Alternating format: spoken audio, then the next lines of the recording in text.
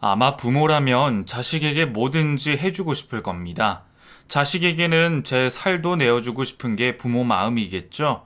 저 역시도 제 딸에게는 뭐든지 해주고 싶은 60대 엄마입니다. 저물어가는 제 나이만큼이나 딸아이도 나이를 먹어 이제 다 큰 성인인데도 왜 이렇게 물가에 내놓은 아이처럼 불안하기만 한지 모르겠네요. 누군가는 이런 절 보고 유난이라 말하기도 하지만 사실 저는 그럴 수밖에 없는 사정이 있습니다. 아마 딸아이에게 벌어졌던 그 일이 아니었으면 저도 좀 덜하지 않았을까 싶어요. 하지만 본의 아니게 큰 일을 겪고 나니 저도 어쩔 수 없이 딸을 걱정하는 마음이 더 커진 듯 합니다. 저도 결혼을 해봤고 시어머니 모셔봤으니 남들만큼은 시집살이를 겪어봤습니다. 무서운 시어머니 호령에 혼도 나고 동네 엄마들과 몰래 시어머니 욕도 해봤지만 딱 그만큼의 고통이었어요. 남들과 한탄하고 웃어넘길 그 정도의 시집살이 말이에요. 그런데 제 딸이 저보다 더한 일을 겪었을 줄은 상상도 못했습니다. 한 번 당한 충격이 쉽게 잊혀지지 않는 건지 저는 지금도 그 분이 다 풀리지 않고 딸이 겪었을 고생이 생각나 손이 떨립니다. 그래서 저와 같이 욕이라도 해주셨으면 싶어 사연을 보냅니다. 저는 방직 공장에서 일을 하시고 시장에서 장사를 하시던 부모님 밑에서 삼남매 중 둘째로 태어났습니다. 집안 사정 때문에 학업을 끝마치진 못했지만 어려서부터 셈에 자신이 있던 저는 20살이 되기 전에 상사에서 격리로 일할 수 있었습니다.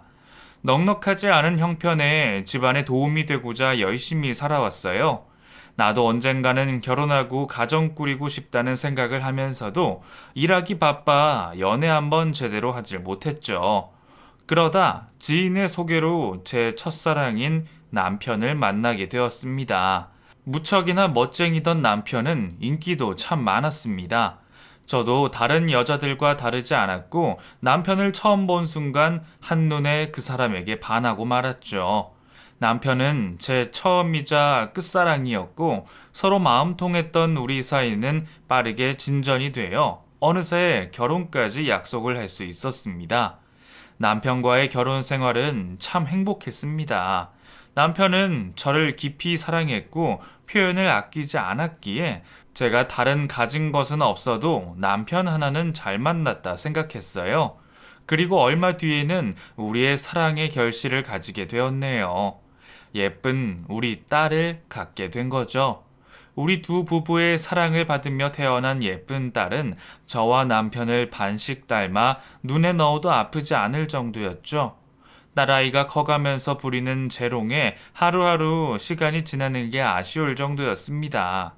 남편도 요즘 말로 딸바보가 되어 항상 퇴근길을 뛰어오곤 했어요. 저도 그런 남편의 마음을 알기에 항상 조심하라고 말했지만 더 강하게 제지하지 못했죠. 그런데 제가 그 말을 좀 더 강하게 하지 못했던 게 결국 제 평생의 한이 되고 말았습니다. 여느 날처럼 저녁 식사 준비에 한창일 때 집으로 전화 한 통이 걸려왔어요. 바로 남편의 사고 소식이었죠. 퇴근길에 집으로 오던 남편이 차 사고를 당했고 머리에 충격을 받아 위급한 상황이라고 했습니다. 서둘러 병원으로 오라는 전화를 받은 저는 급히 딸아이를 데리고 정신없이 병원으로 향했습니다. 하필 퇴근길이라 막히는 길을 뚫고서야 겨우 병원을 도착했을 때는 남편은 이미 싸늘한 시신이 되어 누워 있었습니다. 그때는 사랑하는 제 딸도 눈에 보이지 않았어요. 싸늘하게 식어 누워있는 남편 모습만 들어봤던 저는 어린 딸을 방치한 채 남편의 시신을 끌어안고 한참을 울었습니다. 오늘 아침까지도 따뜻했던 남편의 품이 왜 이렇게 차가운지, 금방이라도 일어나 울고 있는 저를 다독여 줄 것 같은 남편은 제가 한참을 울어도 일어나지 않았어요. 그렇게 정신없이 오열하던 저는 결국 혼절까지 하고 말았죠. 깨어나자 식구들이 저에게 건네는 위로에 저는 그제서야 제 남편이 죽었다는 걸 인지하게 되었습니다. 분명 퇴근하며 저와 딸아이를 볼 생각에 들떠 있었을 남편을 생각하니 정말 미칠 것만 같았습니다.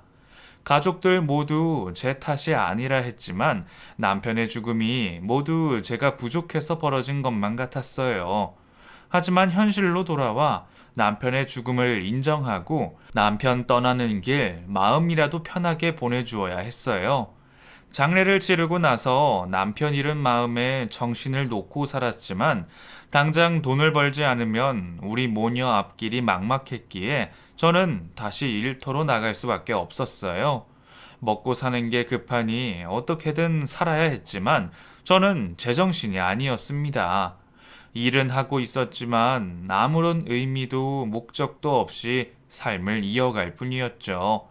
퇴근을 하고 집으로 돌아가면 전 어두운 방에 홀로 앉아 멍하니 하늘만 바라봤습니다. 그때는 무슨 생각을 했는지도 모를 만큼 잡다한 생각으로 머릿속이 가득했죠.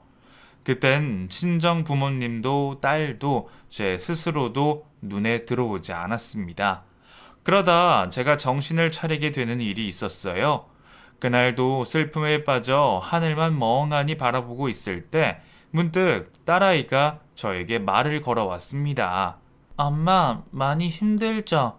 상은이가 엄마 힘내라고 라면 끓여놨어요. 엄마, 라면 먹고 힘내세요. 아빠의 죽음은 이해를 못해도 더 이상은 아빠를 볼 수 없다는 말에 며칠이나 울며 힘들어하던 딸아이였어요. 이제 겨우 6살도 안 된 아이가 어떻게 라면을 혼자 끓였는지 한강물이 된 라면 냄비를 들고 저에게 힘을 내라는 아이의 말에 저는 아이를 안고 오열하고 말았습니다. 제 울음에 자기가 잘못한 듯 미안하다며 우는 아이를 보자 제가 얼마나 잘못 살고 있는지 그제서야 정신이 번쩍 들었어요. 남편과 저를 반반 닮은 딸아이를 남편의 유산으로 생각하고 잘 돌봐야 했는데 엄마가 되어 정신도 못 차리고 혼자 힘들다며 슬픔에 빠져 있었다니 저는 정말 엄마라 불릴 자격도 없었습니다. 그날 그렇게 저는 아이가 끓여놓은 그 라면을 울면서 먹었습니다. 팅팅 불어 남들 보기에는 라면이라고 볼 수 없을 모습이었지만 소중한 딸아이가 슬픔에 빠진 엄마를 위해서 고사리 같은 손으로 해준 여느 값비싼 음식보다 더 귀한 라면이었어요. 눈물 콧물 범벅으로 먹던 라면이지만 아직까지 그 라면 맛이 잊혀지지 않네요. 그날부로 정신을 차린 저는 딸을 위해서 열심히 살았습니다. 물론 다른 엄마들에 비하면 빵점짜리 엄마일지 모르겠지만 그래도 저는 많이 노력했습니다. 돈도 중요했지만 어린 딸과 함께 시간을 보내고 싶어서 일터에 양해를 구하면서 아이를 데리고 다녔습니다.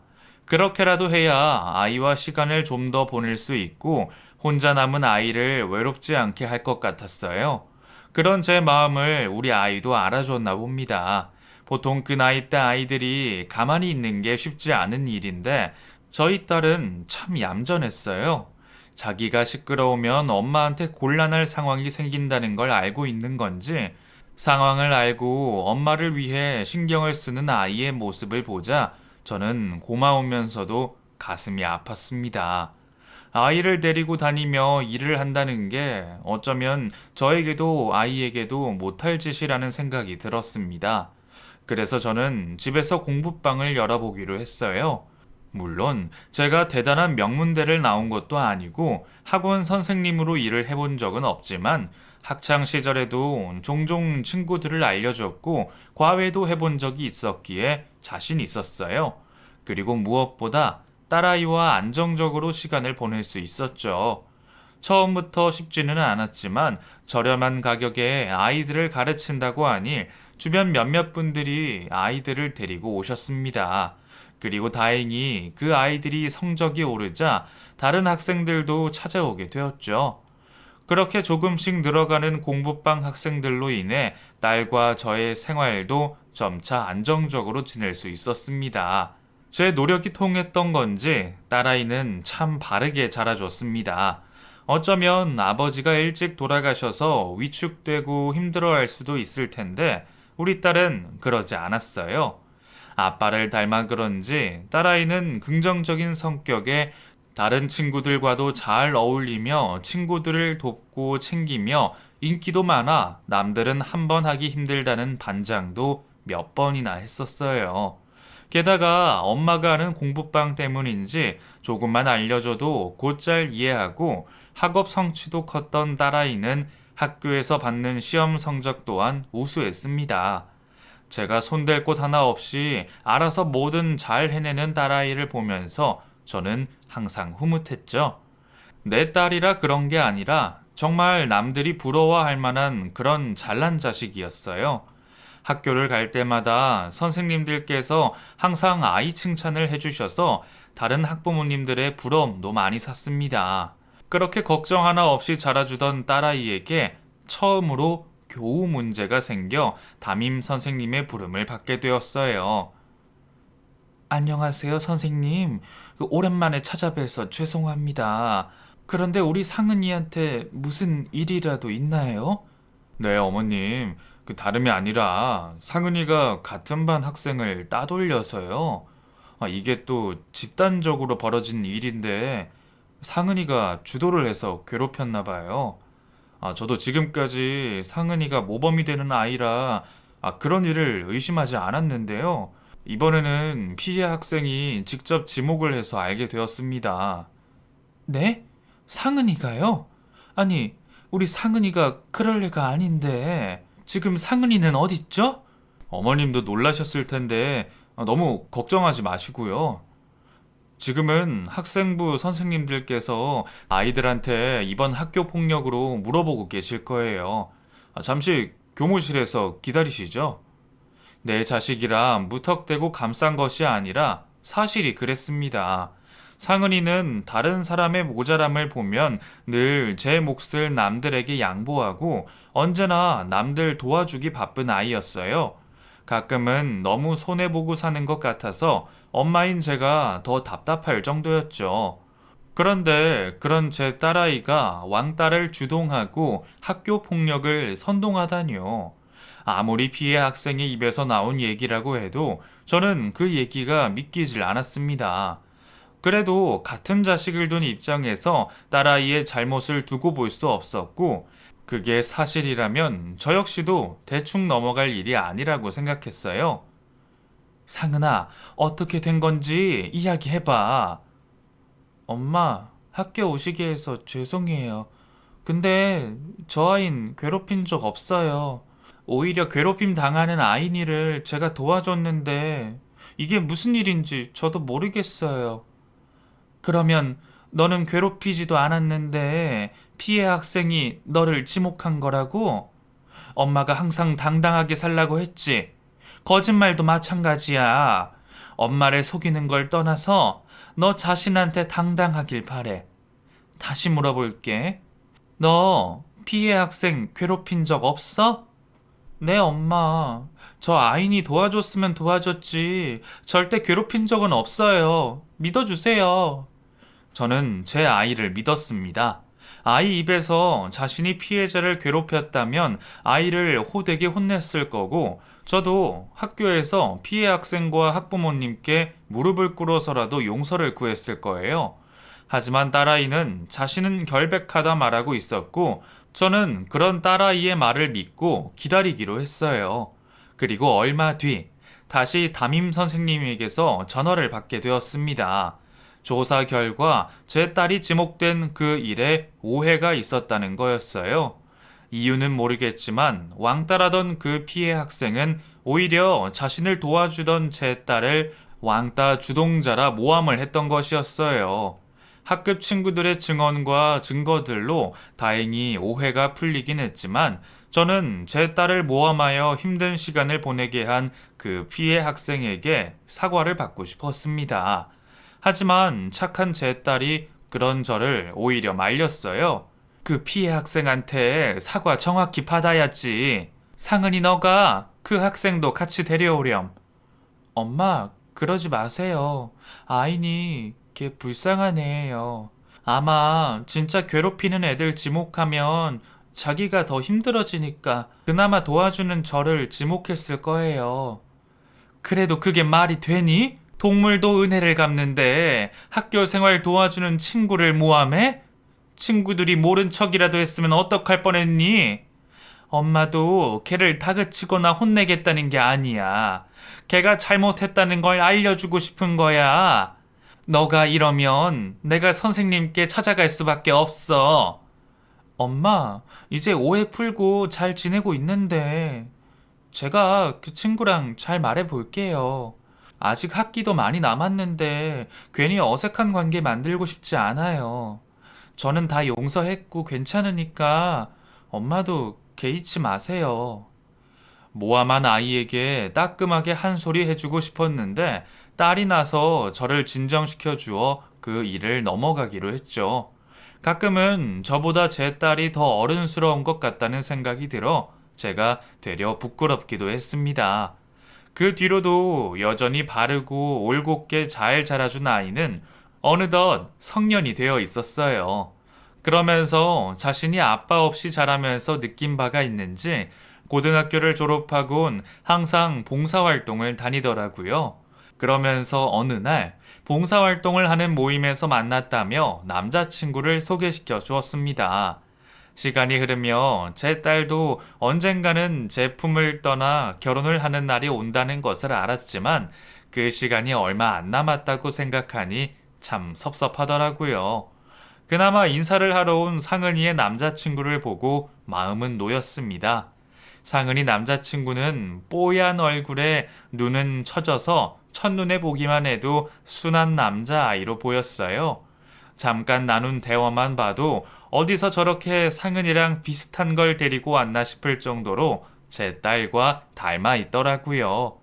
거기다 자기들끼리 통하는 게 많은지 서로를 보기만 해도 좋아 죽는 모습을 보니 마치 저와 남편을 보는 것 같기도 했고 딸아이의 행복이 그려져서 제가 다른 말을 할 것도 없었습니다. 죽고 못 사는 모습을 보니 상황이 어떻게 되더라도 둘이서 잘 헤쳐나가겠다 싶었죠. 올바르게 자란 예비 사위를 보니 사돈께서도 인성이 훌륭할 것 같았고 거기다 사돈될 분도 저와 비슷하게 일찍 남편을 잃고 혼자 자식을 둘이나 키우셨다고 하기에 결혼도 별 문제 없이 잘 될 거라 생각했습니다. 얼마 뒤 딸아이가 예비시댁에 인사를 드린다며 나갔습니다. 처음 인사하러 간다며 기대와 걱정에 잠도 설치는 아이를 보니 저도 긴장이 됐었어요. 딸아이 준비를 도와주며 마음속으로 사돈 되실 분이 부디 우리 아이를 예뻐해 주시길 바랬습니다. 하긴 어딜 내놔도 부족하지는 않은 아이였으니 예쁨 받을 수 있을 거라 생각했어요. 준비를 다 하고 보니 우리 딸 정말 누구에게 주기 싫은 만큼 예쁘더라고요. 눈물이 나오려는 걸 겨우 참고 잘 갔다 오라며 배웅을 해줬습니다. 딸아이를 배웅한 뒤 저는 집안일을 하면서도 온통 신경은 딸아이에게 가 있었습니다. 지금쯤이면 식사를 하고 있으려나, 시어머니 될 분은 예뻐해 주려나 하며 온종일 돌아올 딸아이를 기다렸습니다. 다행히도 시댁 식구들과 잘 인사를 나누고 왔는지 밝은 모습의 표정을 짓던 딸아이는 고등학교 때 동창을 시댁에서 만나게 되었다며 반가워했어요. 그래, 잘 다녀왔어? 응, 시어머니께서도 나 좋아해 주시는 것 같아. 근데 엄마, 알고 보니까 오빠 동생이 내 동창이야. 졸업하고 거의 10년 만에 보니까 처음에는 못 알아보겠더라고. 근데 어쩜 걔가 날 먼저 알아봐 주는 거 있지? 동갑 시누이라 걱정 많았는데 친구였다니까 얼마나 다행인지 몰라. 그 말을 듣고 저도 내심 다행이라 생각했습니다. 워낙 교우 관계가 좋았던 딸이다 보니 결혼 생활하며 지원군이 되어줄 사람이 있다는 게 다행이라 생각되었죠. 그런데 시댁에서 분위기 좋았다던 딸의 말과 다르게 사위의 집에서 돌연 결혼 반대를 하는 겁니다. 분명 분위기도 좋았고 딱히 흠잡을 일도 없을 텐데 대체 무슨 일인가 싶었어요. 나에게 걱정을 끼치고 싶지 않았는지 딸아이는 자세한 내용은 설명하지 않았지만 집에 있으면서도 사위와 며칠 동안 그 일로 씨름을 하고 있었어요. 정확하게 알 수는 없었지만 전화를 엿들어 보면 시댁에서 사돈 처녀가 반대를 하고 나서는 것 같았죠. 사돈도 아니고 사돈 처녀가 결혼을 반대한다는 게 참 어이가 없었습니다. 딸 가진 엄마여서 그랬을까요? 아니면 제가 부족한 형편 때문에 그랬을까요? 지금 같아선 우리 딸이 뭐가 모자란다고 어디 내놔도 자랑스러운 우리 딸 반대하냐며 큰 소리를 칠 텐데, 그때는 결혼 반대의 이유가 제 탓으로 생각되었고 딸아이가 받고 있을 상처가 마음 아파 제 속만 태우고 있었습니다. 그래도 다행히 작은 오해였는지 딸아이는 잘 해결되었다며 상견례 날짜를 잡자 말했습니다. 무슨 일인지 궁금했지만 딸아이가 알아서 해결했다니 더 이상 묻지 않기로 했죠. 제 딴에는 사돈 처녀가 어린 나이에 오빠가 다른 사람과 결혼하는 게 싫을 수도 있고, 동창이었던 친구가 자신의 새언니가 되어 불만이 있을 수 있겠다 생각했어요. 그래도 내 딸에게 행동한 게 얄미워 한 소리를 하려다 착한 사위를 보며 그만두기로 했죠. 사돈될 분도 그리 나빠 보이지는 않고 상견례 자리는 별탈 없이 서로 결혼에 대한 것들을 정할 수 있었습니다. 혼주 한복을 맞추고 입을 때까지 별 생각이 없었는데 결혼식 전날 밤이 되니 그제서야 마음이 복잡해지더군요. 잠이 오지 않아 사진첩을 꺼냈죠. 개구쟁이 모습의 딸의 사진으로 한가득 있는 사진첩을 보고 있으니 언제 저렇게 다 큰 숙녀가 되었는지 시간이 참 빨리도 간다 생각이 들었습니다. 그러면서 남편 생각도 많이 나더라고요. 다 큰 딸이 결혼하는 모습을 보면 참 좋아할 텐데. 꿈에라도 나타나 이제껏 결혼 보내는 내게 수고했다는 말 한마디 해주기라도 하지. 그날 밤은 그렇게 한참을 사진첩을 뒤적이며 보냈습니다. 결혼 당일 많은 사람들의 축하를 받으며 걸어오는 아이를 보자 주책맞게 눈물이 터지고 말았습니다. 아빠 없이 귀하게 키운 딸 부디 행복하게 살아줬으면 했어요. 그렇게 결혼까지 시켰는데도 왜 그리 딸 걱정이 많았는지 모르겠습니다. 애가 살림은 잘 하려나 결혼 생활은 어렵지 않나 걱정되는 마음에 매주 딸아이를 찾아가기도 했습니다. 장모가 주말까지 찾아오면 불편할 만도 한데 사람 좋은 사위는 저에게 눈치 주지 않았어요. 그렇게 결혼 후에도 매주 딸을 보고 지내던 저는 얼마 뒤 그마저도 하지 못하게 되었습니다. 사돈댁 집에 문제가 생기는 바람에 공사를 한다고 몇 달간 애들 집에 계시겠다는 소식을 듣게 되었거든요. 결국 그 후로는 저도 발길을 끊었습니다. 아무래도 사돈이 집에 계신다니 불편하기도 했고 딸 보고 싶은 마음은 굴뚝 같았지만 괜히 찾아갔다 시댁 식구 미움이라도 받을까봐 연락도 잘 못했습니다. 제가 너무 옛날 사람이라 그런지 몰라도 왜 우리 때는 그랬잖아요. 양쪽 집안 똑같은 명절인데 시댁에서 친정으로 통화하는 게 왜 그렇게 눈치가 보였는지. 눈치만 봤으면 다행이죠. 부모님 안부만 물었는데도 친정에 시집살이 일러 바친다며 혼이 났으니 저 때문에 딸이 괜한 트집 잡힐 거리가 생기는 게 싫었습니다. 제가 마음이야 어떡건 딸만 행복하고 편하게 살면 되니까요. 가끔 정말 보고 싶을 때면 회사 점심시간이나 퇴근 시간에 맞춰서 전화를 했어요. 그런데 직장 생활과 시댁에 같이 사는 집안 살림이 힘든지 딸아이 목소리에 힘이 없었죠. 응, 엄마. 딸, 왜 그래? 무슨 일 있어? 목소리에 힘이 없네. 시댁 식구가 힘들게 하니? 아니, 다들 잘해줘. 그냥 요즘 회사 일이 많이 힘드네. 엄만, 몸은 아픈 데 없고? 나야 괜찮지. 일 때문에 피곤하면 엄마가 보약이라도 한 첩 해서 갖다 줄까? 집에서 먹긴 눈치 보이면 회사에 두고 먹어도 되니까. 아니야, 괜찮아, 엄마. 나 이제 집 앞이야. 내가 나중에 통화할게. 사랑해, 엄마. 엄마에게 걱정 끼치기 싫어 애써 괜찮은 척하는 딸아이 마음을 알기에 별것 아니라 말하는 딸이 걱정이 되었습니다. 마지막 딸의 기운 없는 목소리가 걸렸던 저는 결국 딸아이 집으로 찾아가기로 마음먹었습니다. 아이가 좋아하는 음식들을 챙기며 준비를 한참 하는 중에 갑자기 사위에게서 전화가 왔어요. 상은이가 쓰러졌다는 말을 하면서 말이죠. 전화에 놀란 저는 곧바로 사위가 말해주는 병원으로 갔습니다. 그러면서 떠올리고 싶지 않았던 그날의 기억이 떠올랐습니다. 남편이 병원에 실려가 제가 택시를 타고 갈 때도 딱 이런 퇴근 시간이었어요. 그 생각을 떠올리니 혹시 우리 딸도 잘못되는 게 아닐까 몸이 덜덜 떨렸습니다. 그날과 같은 비극을 다시는 겪고 싶지 않았습니다. 택시비를 건네주고 도로 한복판에 내려 병원으로 뛰었습니다. 거기까지 가면서도 남편에게 얼마나 빌었는지 몰라요.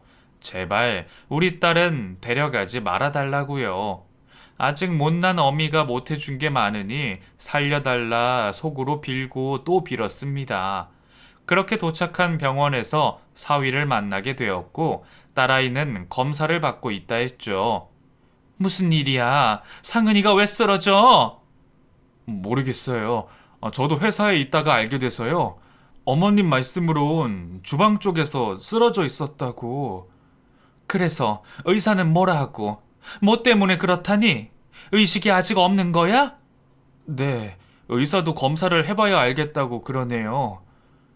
검사는 오래 걸렸습니다. 원인을 쉽게 알 수 없는지 한참이 걸렸어요. 그렇게 오래 기다려 알게 된 딸의 병명은 듣기에도 생소한 병명이었습니다. 락트인 신드롬이라는 희귀한 병명이었죠.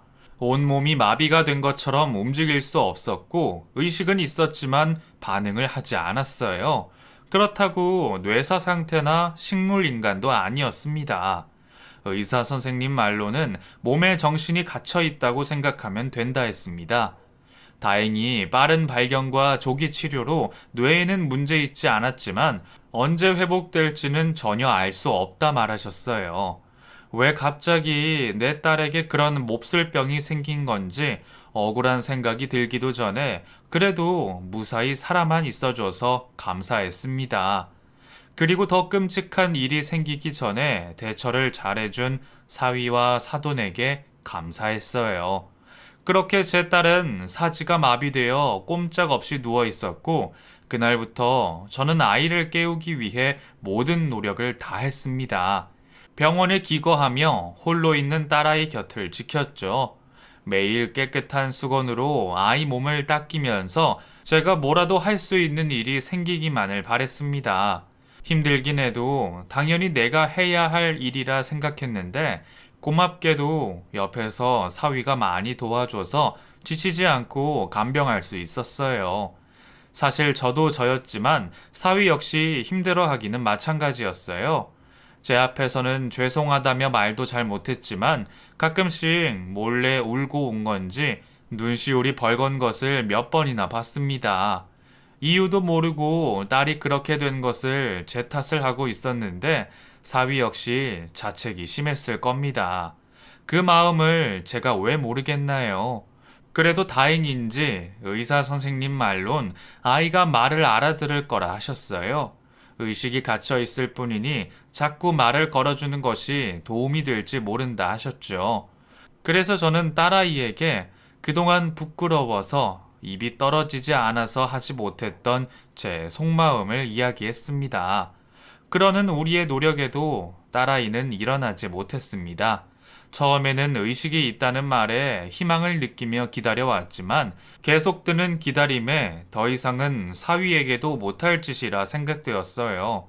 사실 그 생각도 사돈이 찾아와 하신 말에 생각이 들었죠. 사돈이 먼저 나서서 저희 아들 놔주세요. 같은 자식 키우는 입장에 사돈 마음도 이해하지만 또 같은 입장이니 제 입장도 아시겠죠. 우리 병민이 저대로 두기에는 너무 아까운 아이 아닙니까? 벌써 몇 년이 지났습니까? 사실 그만큼 기다렸으면 다들 할 만큼 한 거예요. 제 말은 영 듣질 않으니 사돈이 말씀 좀 잘 해주세요. 부탁드립니다. 누워있는 내 딸이 가망이 없다며 아들을 놔달라는 사돈의 얘기에 속이 상했습니다. 화도 나고 섭섭하기도 했어요. 그러면서도 그 마음이 이해가 되었습니다. 나야 내 딸 생각해서 서운하지만 사위도 자식이나 마찬가지인데 아직 젊은 나이에 언제 일어날 줄 모르는 내 딸을 기다리게 할 수는 없었죠.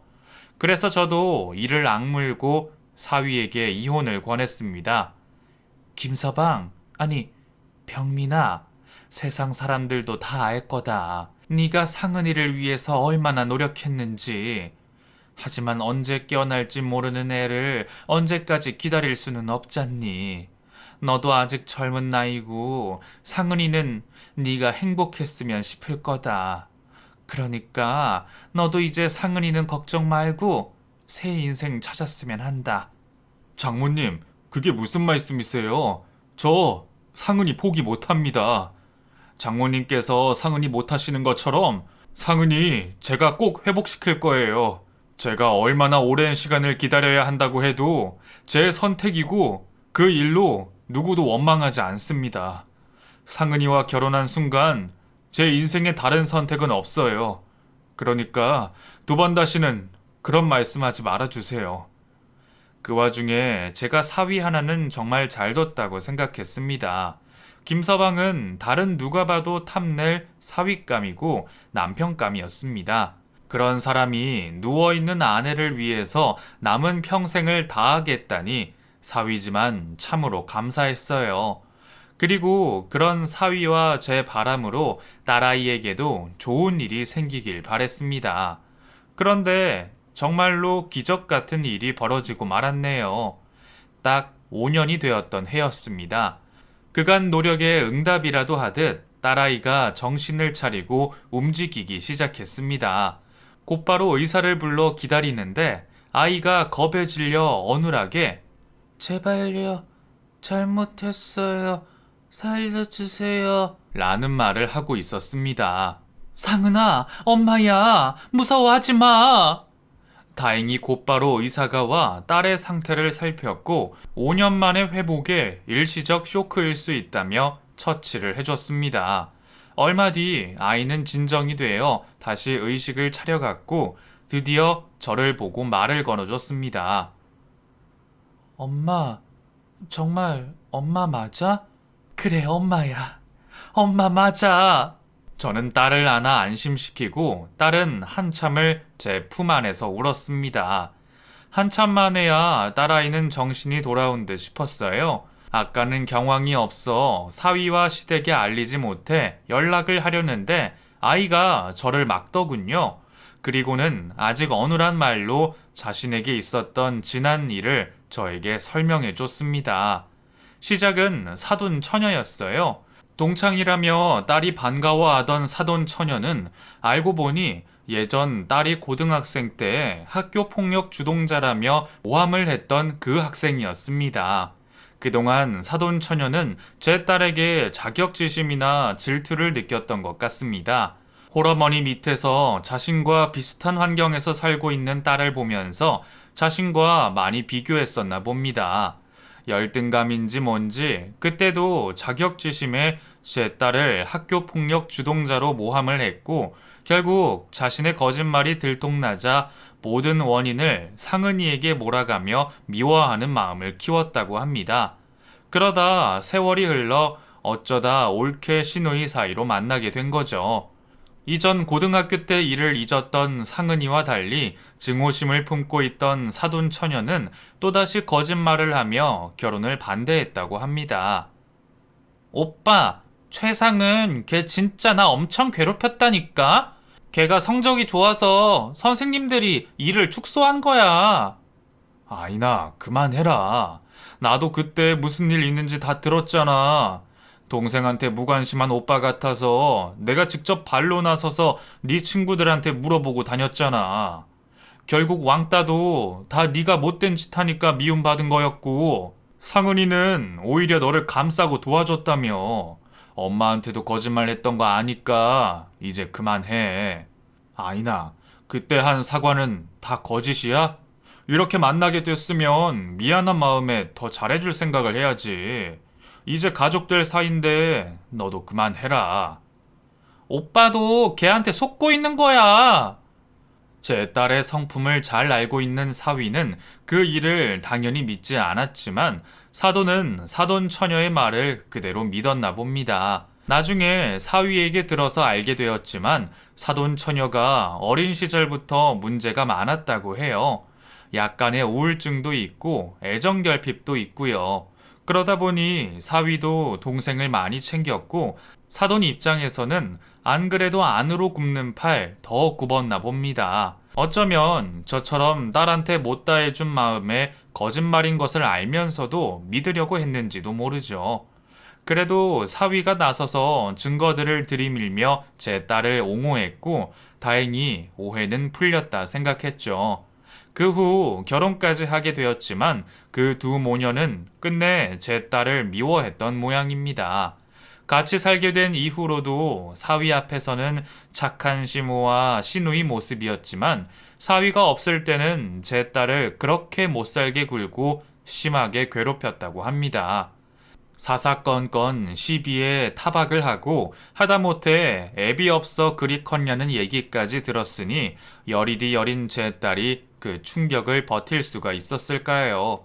그런 상황에서도 남편과 제가 걱정할까 혼자서 모든 걸 버티던 딸아이는 어느 날 쓰러지고 만 거죠.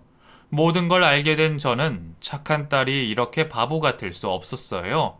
엄마에게 전화 한 통만 하면 제가 당장 달려가 딸아이를 데려왔을 텐데, 아니, 사위에게 똑바로 하라며 말이라도 했어야 했어요. 그런데 그 지경이 되도록 참은 걸 보니 제가 딸을 잘못 키웠나 싶었어요. 저나 사위 걱정에 사실을 말해볼 생각도 못한 제 딸은 홀로 그 고통을 견뎌야 했고 어쩌면 이유 없던 아이의 병이 그 스트레스 때문이었구나 싶어 기가 막혔습니다. 그래 놓고 자기 아들 놔달라 내게 부탁하고 심지어 며칠 전 노처녀라서 걱정하던 자기 딸 드디어 좋은 집에 시집 간다며 내 앞에 자랑까지 하고 간 그 여자를 도저히 용서할 수가 없었습니다. 사돈, 저희 딸 이야기 들으셨나요? 아휴, 딸 때문에 걱정만을 사돈 앞에서 할 이야기는 아니지만 저희 딸이 이번에 워낙에 훌륭한 낭군을 만나게 되어서요. 아니, 대체 누굴 만나서 결혼하려고 여태 혼자 있었나 했는데 그런 남편을 만나려고 그랬던 모양이에요. 우리 아들도 잘났다 싶었지만 사위가 참 대단한 인물이에요.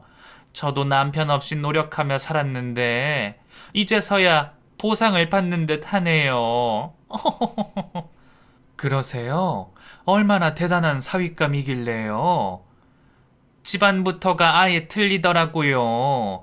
흔히 말하는 로얄 패밀리 아시죠? 로얄. 집안 재산도 상당한데 조부모님부터 사위 될 사람까지 아주 사회에 명망 있는 집안이에요. 그 집에는 워낙 부족한 게 없어서 바라는 게 많을까봐 걱정했는데 다행히도 우리 아인이 다른 것은 안 보고 인성만 본다고 하네요. 그쪽 집에서도 우리 애를 얼마나 마음에 들어 하시는지 하루빨리 나를 잡자고 난리랍니다. 역시 사람이 가진 게 많으니 마음도 넉넉한가 봅니다. 남의 자식은 누워있는 와중에 자기 딸 자랑하고 간 사돈이 기막혔지만 아무것도 모르고 축하를 해줬었네요. 그 얘기가 떠오른 저는 저만의 복수를 하기로 했습니다. 법적으로 무슨 방법이 없나 싶어 변호사 사무실들을 다 돌아봤지만 몇 년 전 딸이 당한 일들을 입증하기도 힘들고 처벌도 쉽지 않다고 했습니다. 결국 제가 직접 저지르는 수밖에 없었습니다. 딸아이는 이 와중에도 일어났으니 다행 아니냐 말했지만 저는 더 이상 그 모녀의 악행을 두고 볼 수 없었고, 내 딸 눈에 피눈물 나게 한 그 여자에게 잠시나마 똑같은 지옥을 돌려주고 싶었습니다. 그 집 딸년이 상견례 하는 날짜와 장소를 알게 된 저는 독한 마음을 품은 채 그 자리를 찾아갔습니다. 며느리와 새언니를 그렇게 만들어 놓고도 죄책감 없이 하하호호 하고 있는 모습을 보니 당장에 상이라도 뒤엎고 싶었지만 상대방 측은 무슨 죄겠어요. 어머, 사돈, 무슨 일로 여기 오셨어요?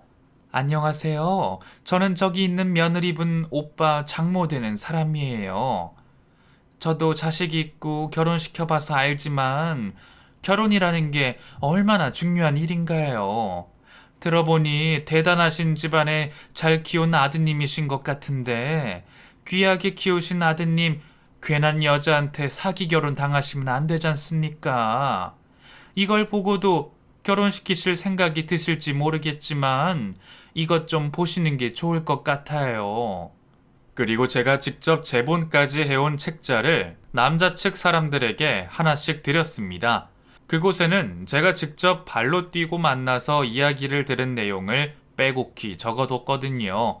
혹시나 제가 깽판을 치다가 말도 꺼내지 못하고 쫓겨날까 싶어 저는 미리 준비한 것들이죠. 그것들이 내 딸에게 무슨 짓을 했는지 그 딸년의 실체를 낱낱이 알려주기 위해 초등학교 친구부터 대학 친구까지 정말 만날 수 있다면 다 만나봤습니다. 얼마나 개차반으로 살아왔기에 사돈 처녀를 기억하는 친구들은 하나같이 못된 친구였다고 말을 하더라고요. 그리고 제일 마지막 단락에는 제 딸아이의 경험담을 적어놨죠. 물론 같이 살며 괴롭힌 내용까지 말이죠. 두꺼운 책을 다 읽기도 전에 이미 이런 소동이 불편한 건지 남자 측 식구들께선 벌써 자리를 일어서려 하셨습니다. 하기야 명망 있는 집안에서 자금 있는 결혼을 시키려고 하겠나요? 정말로 그 딸년이 뭐가 잘난 것도 아닌데 말입니다. 결혼관에서는 좀 미뤄야 할 것 같습니다. 저희 가족 모두 상의 후에 아들 통해 연락드리죠. 아니, 사돈, 사부인! 자기야, 이거 다 거짓말이야. 나 지금까지 봐왔잖아. 응? 나랑 내려가서 이야기하자. 내가 연락할게. 오늘은 들어가서 쉬어. 울고불고 매달리며 한바탕 난리가 난 상황에선 당장 남자 바짓가랑이라도 잡아야 했는지 정말 볼만했죠. 그리고 그제서야 제가 눈에 들어왔는지 본색이 보이더군요. 당신, 내 딸 앞길 망치려고 작정했어? 무슨 악한 심정이 있어서 이러는 거야? 움직이지도 못하는 딸, 우리 아들이 옆에 있어주는 것만으로도 절해야 하는 판에. 이것들이 어디서 큰 소리야? 너네 책 맨 뒤에 못 봤어? 내 딸 깨어났어. 알아. 너네 못된 모녀 둘이서 우리 딸 괴롭힌 걸 내가 이제 다 안다고. 이제라도 내가 속 풀어야겠다. 이것들 이리 와! 그리고 한바탕 난리가 벌어졌습니다. 저는 두 모녀의 얼굴에 음식을 집어던지고 머리끄댕이를 잡아당겼죠. 그때는 경찰서 가는 게 무섭지도 않더라고요. 한참을 실랑이 끝에 얼굴도 쥐어 터지고 결혼도 망하게 된 사돈 처녀가 먼저 앉아서 대성통곡을 하였습니다. 연이어 사돈이란 그 여자도 자기 꼴이 서러운지 우는 딸에게 안겨 울기 시작하더라고요. 사위에게까지 못 보일 모습을 보인 저는 어떤 말도 못하고 딸이 있는 집으로 돌아가게 되었습니다. 그리고 딸에게 오늘 있었던 일을 말했어요. 상은아, 엄마가 네 결혼 망쳐서 미안하다. 근데 그런 시댁이랑은 힘들게 살 필요 없어. 자칫했으면 너 정말 죽을 뻔한 거야. 이제 엄마가 옆에서 보살펴 줄 테니까 걱정하지 말고 엄마랑 같이 살자. 병민이랑은 이렇게 돼서 미안하지만 난 딸을 살려야겠어. 다시는 그 집에 못 보낸다. 아니야, 엄마. 나 때문에 이렇게 돼서 미안해. 우리 엄마 엄청 착한 사람인데 나 때문에 그런 행동까지 하고 미안해. 딸과 제가 서로에게 미안하다 말을 하고 있을 때 사위가 집으로 찾아왔습니다. 자기 엄마에게 한 행동을 따지려나 싶었는데 바로 무릎을 꿇더라고요. 장모님, 죄송합니다. 상은이 남편이라는 놈이 괴롭힘 당하는 것도 모르고 저 용서해 주세요. 자네에게는 다른 감정 없네. 오히려 미안하고 고마울 뿐이야. 그래도 다시는 그 집에 상은이를 돌려보낼 수가 없네. 저 어머니와 연 끊고 오는 길입니다. 원래는 둘 다 데려와서 장모님과 상은이 앞에 무릎이라도 꿇고 사과하려고 했는데 끝까지 잘못하신 부분을 인정 안 하셔서요. 저도 제 어머니랑 동생이 왜 그런 괴물이 되었나 모르겠습니다. 죄송합니다, 어머님. 부모와 연을 끊는 게 쉬운 일이 아니지 않습니까? 그런 결심까지 하고 온 사위를 쫓아낼 수 없었습니다. 물론 딸을 생각하는 마음도 알았고요. 그 후로 아직 회복을 하고 있는 딸과 사위, 저 이렇게 세 명이 같이 살고 있습니다. 혹시 저도 못된 장모가 될까 싶어 혼자 살겠다고 했는데 사위가 이제는 딸과 떨어져서 살지 말라고 하네요. 아직 딸은 몸이 움직이는 데 있어 정상적이지 않아 병원 치료를 받고 있습니다. 그래도 몸은 불편하지만 딸은 행복하게 지내고 있어요. 사랑하는 사람들과 살고 있어 죽을 만큼 행복하다는 제 딸의 웃는 모습을 보면 저도 행복해집니다. 그나마 저의 마지막 소원은 딸아이가 부디 예전처럼 완벽히 몸이 회복되었으면 하네요. 이제는 딸 옆에 떨어지지 않고 꼭 붙어 살아가려고 합니다. 여러분들도 짧은 인생 사랑하는 자식 부모와 행복하셨으면 하네요. 감사합니다.